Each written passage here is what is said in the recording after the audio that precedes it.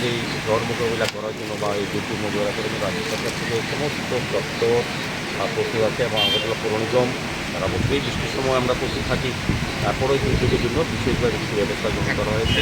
আমাদের বিভিন্ন পাম্পগুলি পদ্ধতিগুলি আমাদের কমিশনার সাহেব ও গতকাল দিয়েছেন, আমাদের আধিকারিকরা আছেন, ইঞ্জিনিয়ার আছেন, যার কাছে আছেন, সবাই কিন্তু প্রতিমুহূর্তে পাম্পগুলি ভিজিট করছেন। পাম্পগুলি চালু আছে। বৃষ্টি প্রাকৃতিক দুর্যোগ হলে তো কিছু করার নেই। আমাদের সমস্যা যেটা হয় এখানে বজ্রপাত হলে পরে পাওয়ারটা চলে যায়, এই কারণে কিছুক্ষণ জল জমে থাকে। নতুন আমাদের কোনো অসুবিধা নেই। আমাদের 5টা ডিজেল পাম্প আছে, আর বাকি 16টা পাম্প আমাদের কাজ করছে, এখনও চালু আছে সমস্ত জায়গায়। কোথাও জল জমে নেই। যখন জল জমে তখন সাপ্লাই করতে করার চেষ্টা করা হয়।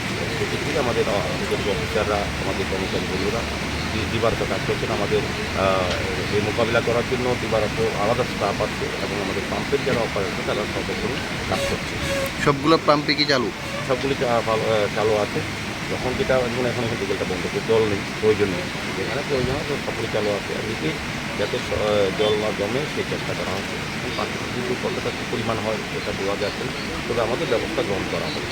পৌর নিগম কি তৈরি মোকাবেলার জন্য? স্বাভাবিক আমাদের কাজটা কী আছে, আমাদের ক্ষেত্রে জলটা যাতে না জমে সেটা এখানে করা, ক্লিয়ার করা, সেক্ষেত্রে আমাদের পাম্পগুলি চালু রাখা।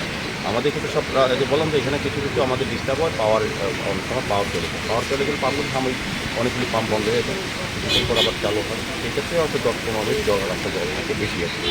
অনেকের মধ্যে আমাদের পাম্পগুলি যথেষ্ট, যে পাম্পগুলি আছে আমাদের শহরে যে জল জমে সাধারণত বৃষ্টিতে, এই জন্য নিরাপদ ব্যবস্থা আমাদের অনেক উন্নত।